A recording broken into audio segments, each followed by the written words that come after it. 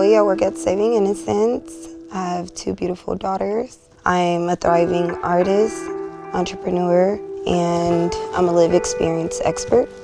Growing up, my grandmother took legal guardianship over me. My parents died when we were very young from drug addiction. At that time, I felt that my story was very small. I didn't have a lot of access, but I wasn't a hopeless child. I actually dreamed of being in the Air Force and entering as a special intelligence officer, and I knew at a young age I owned the room when I walked in. So growing up, my family was very abusive, verbally and physically. I was diagnosed with ADHD, and a lot of times because of the diagnosis, I've always thought that I wasn't capable of accomplishing most goals. Me running away had a lot to do with my family acceptance. No one ever believed in my goals, never supported me, just never asked me about my day. And that was kind of like the most important thing for me growing up, was for someone to actually see me and hear me.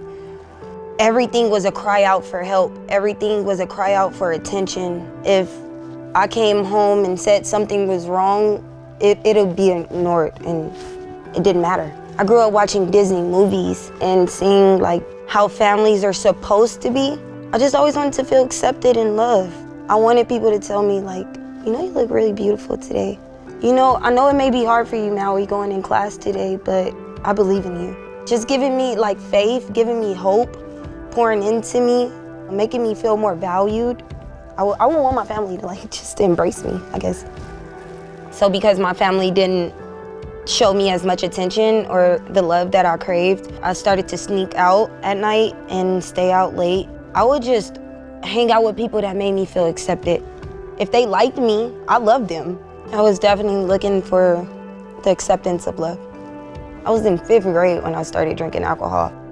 That was the quickest way to get attention from guys. So of course, running away, being mischievous, and hopping in anybody's car had definitely led me into some vulnerable situations, would led me to meeting this guy who I thought was my boyfriend. When he asked me to be his girlfriend, I felt wanted. I felt accepted. I felt like I finally found somebody who actually cares, somebody to take me away from everything that I was going through.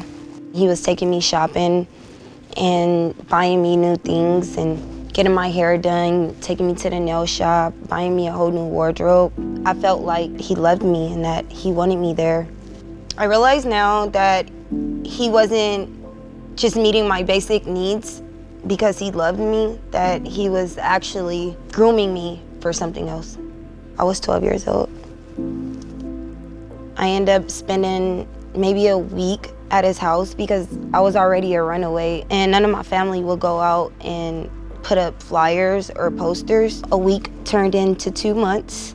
One day, I probably was there for about 3 months, and he came in the house and he said, I have a group of women that's about to come home. It was literally a daddy daycare type of house. Different women of all ages. Literally, I was 12, so I was the youngest, but 13 to 26. He basically said either I become his whore or that I had to go. I felt like I honestly didn't have a choice. It was either go back home and go to jail for a runaway or stay here. This wasn't my fault. I didn't ask to be on the streets. No child would ever make a choice like that. I was sex trafficked from the age of 12 to 18.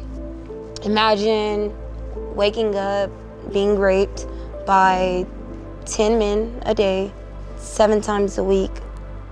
You do the math. Sometimes when I say that I would leave, they would threaten, and they literally would call my grandma and tell her somebody's gonna come blow up your house. And I was scared, I was petrified. I had a little cousin who I called my little brother at the time, and I didn't want anything to happen to him. I had my first charge of prostitution and solicitation and loitering when I was 14 years old. I got arrested by a cop that forced me to have sex with him. All cops aren't bad. I just ran into a bad cop and I was sentenced to house arrest. I didn't last 15 days, so I got a new charge and I went back. And I was able to go to placement, and that meant going to a group home. It took a lot of time for me to get out the life. I definitely always had one foot in and one foot out. I thought every day this was gonna be my life for the rest of my life. So there was never a point where I thought about something else or there can be something greater. I got pregnant 2 years later. So when I had my first daughter, I just knew that I could not risk her life. So I never went back. And I promised myself that I was never going back. And I promised her that she would never be exposed to the lifestyle that I lived. Part of my bigger story now, I work for Saving Innocence, and I'm a case manager for young girls that were just like me. And I get to go every day, meet up with my clients one-on-one. I get to talk to them about their day-to-day life, which is so important because it's so important to be present with the people that you say you love and care about. It's so important to spend time and let them know that you care. It literally warms my heart every day that they get to see me as an example and a role model, that's not the end of their life. That it does get better. Every day that you put in the effort, it gets better. And as long as you continue to put your best foot forward, things will turn out so great.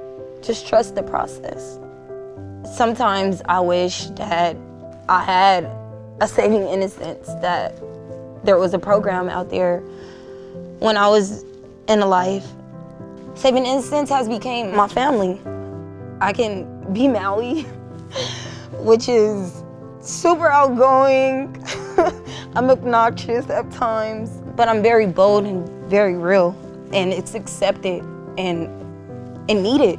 And I love the fact that I bring something to the team.